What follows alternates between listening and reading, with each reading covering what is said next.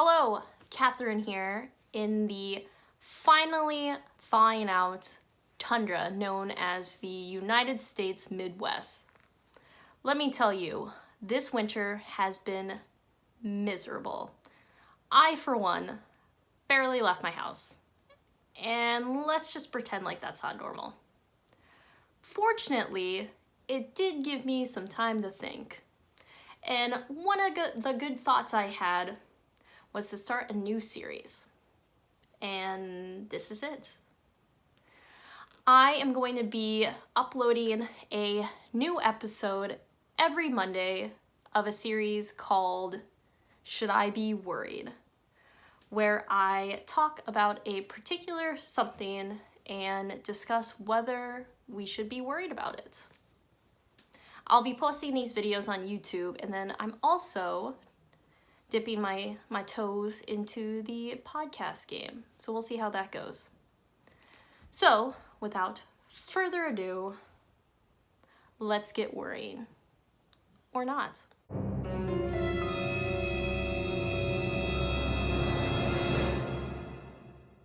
Alright, picture this. It's 7:45 a.m. You have to be at work by 8. You slip on your sneakers, grab your keys, and walk out the door. But before you even feel the crunch of the snow beneath you, you get attacked. Attacked by a falling icicle. Now, if you live in an area where you don't get snow and ice, lucky you. You also may not know what this fear may be like. You may think, a falling icicle? Why are you scared of that? Well, let me tell you, these are not normal icicles. No. These are Mother Nature made ice daggers. They are sharp, they are huge. I mean, I personally have seen an icicle the size of a 3rd grader. And it's not just like a normal 3rd grader. It's a tall 3rd grader. But, with all this said, should you really be worried about falling icicles? In short, kind of, inconclusively, there aren't really any statistics for icicle-related injuries in the US. However, the US Occupational Safety and Health Administration did a report in which it investigated ice and snow removal related injuries from roofs for the past 10 years. They found that 16 fatalities or serious injuries occurred. Now in Russia, they reported, these several websites have reported this, about 100 people get injured from snow or ice removal. When you think about the million of people there are in the world, those two numbers that we just heard, not very big. But the stories, the horror stories, are terrifying.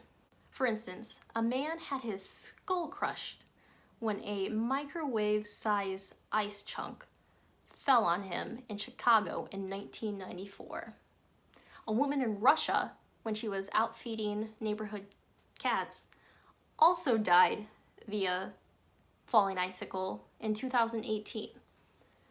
The show Grey's Anatomy even had an episode where one of its doctors got impaled by an icicle.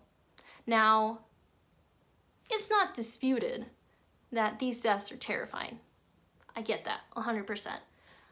But the likelihood of them actually happening, of you actually dying from getting hit by a falling icicle, well, that seems to be pretty slim. Say you are unlucky enough to get hit by a falling icicle. Your chance of dying is actually pretty slim. You may get a pretty gnarly bump on your head, or maybe even concussion, which can be pretty serious. But you probably won't get impaled by an icicle.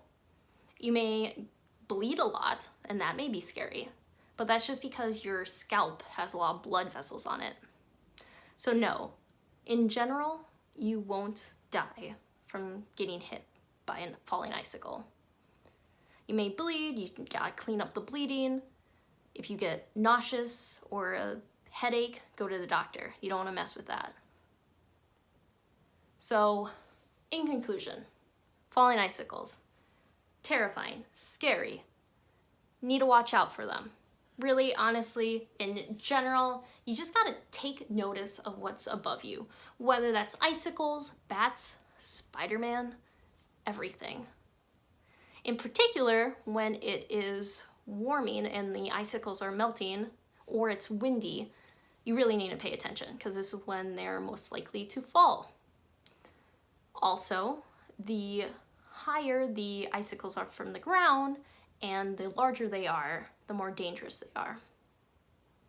My advice is if you need to clear your icicles from your roof, hire the professionals. That's what they do.